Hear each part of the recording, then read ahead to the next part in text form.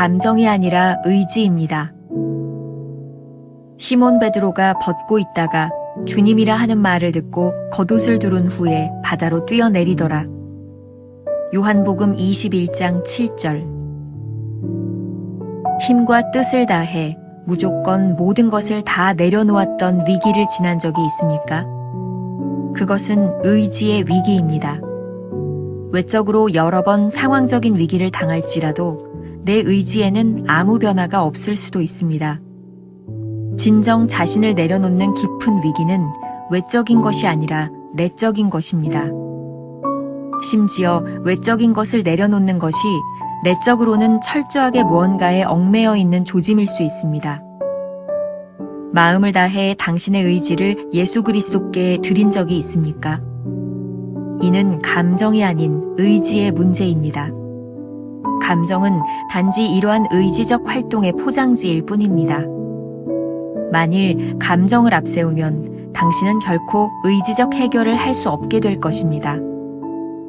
결단을 하고 나면 어떻게 될지 하나님께 묻지 말고 얕든 깊든 깨달은 것에 대해 실천하기로 결단하십시오. 만일 풍파 가운데서 예수 그리스도의 음성을 들었다면 당신의 주관적인 확신이나 논리는 바람에 날려보내고 오직 주님과의 관계만을 유지하십시오.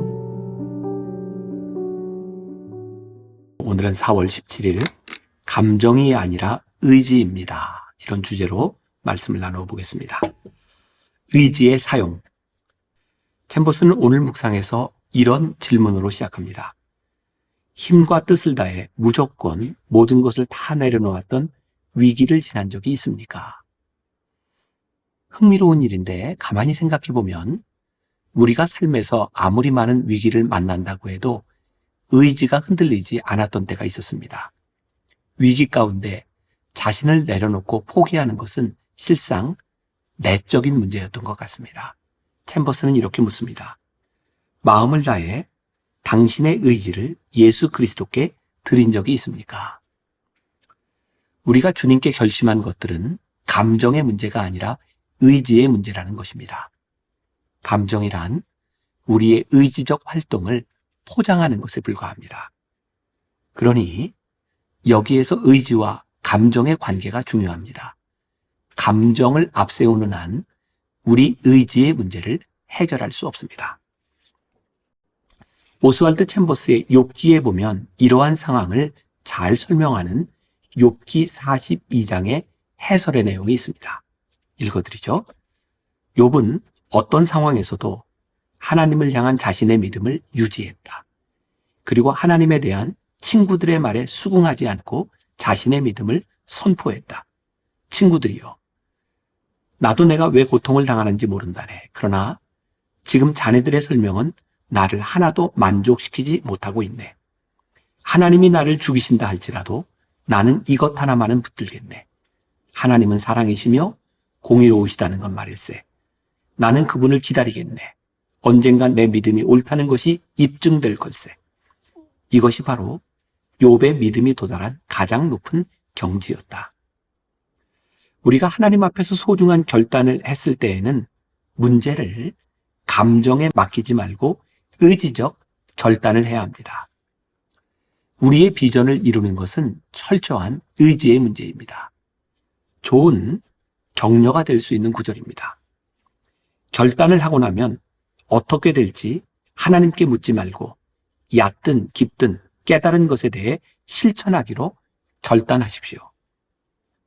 이전 묵상에서도 챔버스는 우리의 감정이 얼마나 불완전했는지를 말해왔습니다. 또한 우리의 이해가 하나님께 순종하는데 얼마나 방해가 되는지를 이야기한 적이 있습니다. 우리의 이해로 순종하려고 하면 불순종하게 됩니다. 우리의 감정은 하나님의 뜻을 거스를 때가 많이 있습니다. 하나님께서는 우리의 영적 민감성이 최고인 상태에서 말씀하실 때는 그 말씀을 붙들고 순종하려는 내적 의지를 가져야 합니다. 의지의 사용은 하나님께서 우리의 삶에 원하시는 방식이기도 합니다. 앤드류 머레이의 그리스도의 기도학교라는 책에서 이렇게 말을 하고 있습니다. 의지는 하나님의 형상 가운데 대단히 중요한 특징이기 때문에 은혜는 의지를 성화시키고 회복시켜서 이 의지가 충분하고도 자유롭게 발휘되기를 원합니다. 하나님의 자녀는 자신의 관심보다 아버지의 관심사를 위해 살고 자신의 의지보다는 아버지의 의지를 구하며 하는 일에서도 아버지의 신뢰를 받습니다. 챔버스는 주님 앞에 모든 것을 내려놓는 경험, 즉 의지의 철저한 항복을 감정과 혼돈하지 말라고 말하고 있습니다. 의지의 항복은 다른 말로 참된 순종이라고 말할 수 있을 것입니다. 이런 맥락에서 머레이는 은혜로 의지가 성화되는 개념을 말합니다. 의지의 성화는 하나님의 형상을 회복하는 것이고 궁극적으로는 하나님의 뜻을 알며 그 뜻에 따라 사는 것입니다. 영어 제목 neck or nothing이라는 말은 죽기 살기로라는 의미인데 의지적 결단을 내리고 실천하는 것이 그 첫걸음입니다.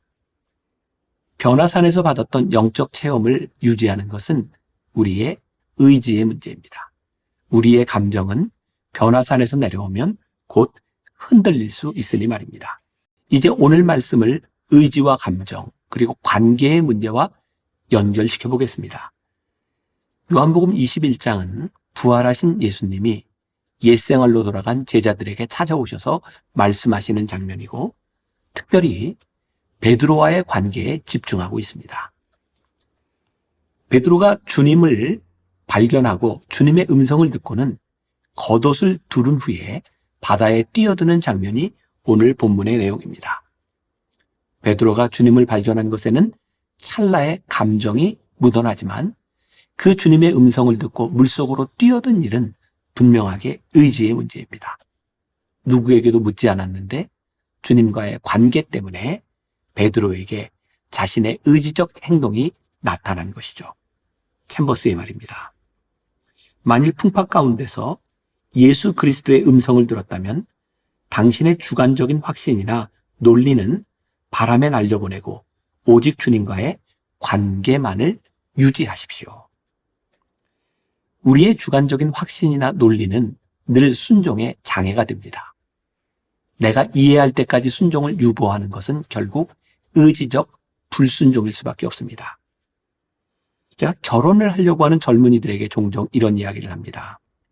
결혼은 사랑이라는 감정에서 시작되지만 그 감정을 유지하는 것은 의지의 문제입니다.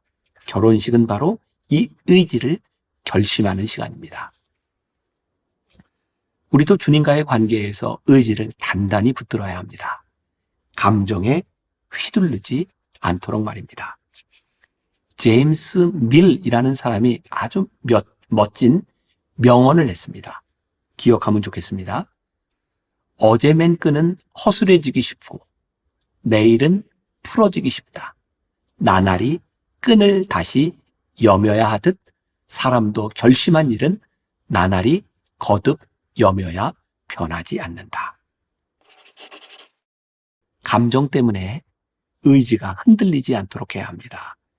그리고 주님과의 관계가 그 의지를 붙들도록 늘 깨어 있어야 합니다. 오늘도 이런 질문을 가지고 하루를 살아봅시다. 지금 당신의 의지는 어디를 향해 가고 있습니까? 주님과의 관계에서 그 의지가 작동하고 있는지 확인해야 합니다. 기도하겠습니다. 오늘 말씀을 통해 우리의 신앙을 점검하게 됩니다.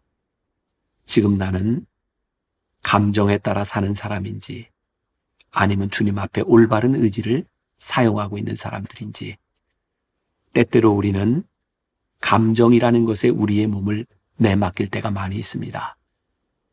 그런데 말씀을 생각해 보니 우리의 감정은 철저하게 의지의 지배를 받고 있음을 깨닫게 됩니다. 주님, 오늘 우리의 의지를 주님께 맡깁니다. 아니, 나의 의지를 가지고 순종하겠습니다.